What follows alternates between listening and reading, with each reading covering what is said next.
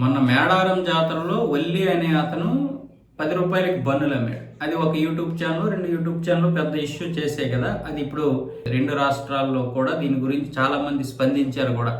అసదుద్దీన్ ఓవైసీ కూడా దీని మీద స్పందించి యూట్యూబర్ల మీద యాక్షన్ తీసుకోవాలన్నట్టుగా మాట్లాడుతున్నాడు. అయితే దీని గురించి ఇష్యూ చేసినటువంటి యూట్యూబ్ ఛానల్ ఎక్కడ వెనక్కి తగ్గడం లేదు. నేను మనం కూడా ఒక వీడియో చేసుకున్నాం అసదుద్దీన్ ఓవైసీ గురించి. అయితే వీళ్ళు చేస్తున్నటువంటి జిహాదీ, ఈ ఫుడ్ జిహాదీ విషయంలో మళ్ళీ ఆవిడ ఏం మాట్లాడుతుందంటే, ఈ ఫుడ్ జిహాద్ అనేటటువంటి విషయాన్ని మేము ఈ రోజు తెర మీదకి తీసుకురాలా. వెనక్కి వెళ్ళి నా ఎపిసోడ్స్ మొత్తం చూడండి. నేను ఇంతకు ముందు కూడా స్విగ్గీ ఆర్డర్స్ కానీ బయట అమ్మేటటువంటి ఫుడ్ మీద కానీ ప్రతి ఒక్క చోట నేను ఫుడ్ లో జరిగేటటువంటి జిహాద్ గురించి మాట్లాడుతూనే ఉన్నాను. నాకున్న కాన్సెప్ట్ మీ హాఫ్ నాలెడ్జ్ తోటి మాట్లాడండి.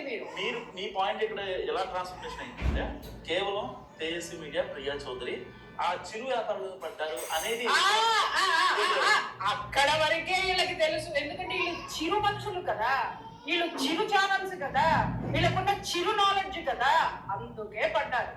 ఇక్కడ విషయం ఏంటంటే చిరు వ్యాపారి కాదు, చిరు వ్యాపారదారునగా ఆ పాయింట్ దగ్గరే ఉండండి. ఇక్కడ వినండి, అక్కడ బన్నులు విపరీతంగా అమ్ముతుంటే అక్కడ మా వాళ్ళు 5 రోజులు ఉన్నారు.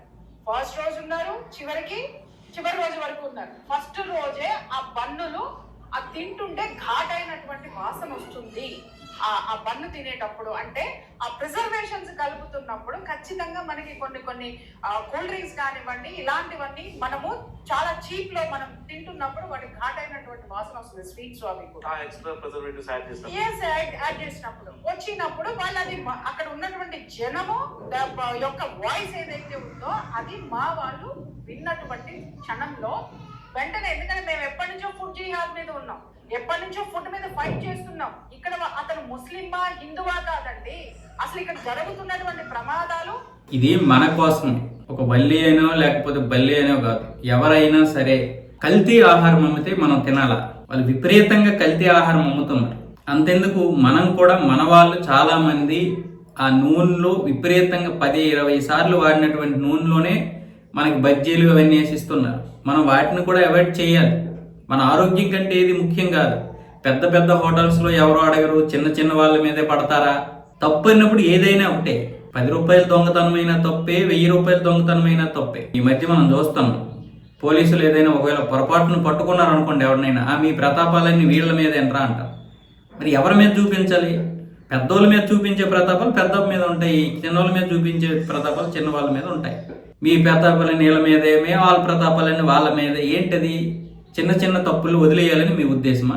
చిన్న తప్పుల్ని వదిలేస్తే ఇంకెవడు ప్రశ్నిస్తారు? ప్రతి దాన్ని వదిలేస్తే ఎట్లా? 1 కోటి రూపాయలు దొంగతనం చేసిన వాడిని వదిలేస్తే, 1 కోటి రూపాయలు అవినీతి చేసిన వాడిని వదిలేస్తే, 10 కోట్లు చేసినోడు 100 కోట్లు చేసిన వాడిని పట్టుకోవడం చేతకాక పాపం 1 కోటి రూపాయలు, 100 కోట్లు చేసిన వాడిని పట్టుకుంటే పాపం విజయమాల్య లాంటి వాళ్ళు 1000 కోట్లు చేస్తే ఈ 100 కోట్లు పట్టుకున్నారు వీడిని అంటున్నారు. మన మనసు ఎక్కడుంది? మన మనస్తత్వం ఎక్కడుంది? మనం ఏ విధంగా అలవాటు అయిపోయినామో చూడండి ఒకసారి. మన ఆహారం ఏ విషయంలోనైనా సరే, వల్లే అనే కాదు, మనం ఇప్పుడు తింటున్నటువంటిది ఈ ఫాస్ట్ ఫుడ్ ఇవన్నీ కూడా కల్తీ జరుగుతుంది. ప్రతి దాన్ని ప్రశ్నించండి, లేదా ప్రశ్నించకపోతే మీరే మీ మనసులో మీరు ప్రశ్నించుకోండి. ఏం తింటున్నాము, బయట పిల్లలకి ఏం పెడుతున్నాము?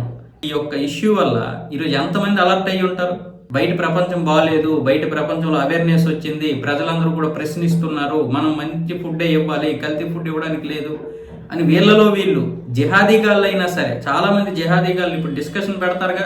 కొన్నిటికి మనము ప్రతి దాన్ని కూడా లోపలికి వెళ్ళిపోయి ఆలోచించేస్తాం అనుకుంటున్నాం, కానీ లోపలికి వెళ్ళాలి. ఆ వెళ్ళకపోవడమే ఇన్ని రోజులు మన మీద ఈ దాడులు జరుగుతున్నాయి.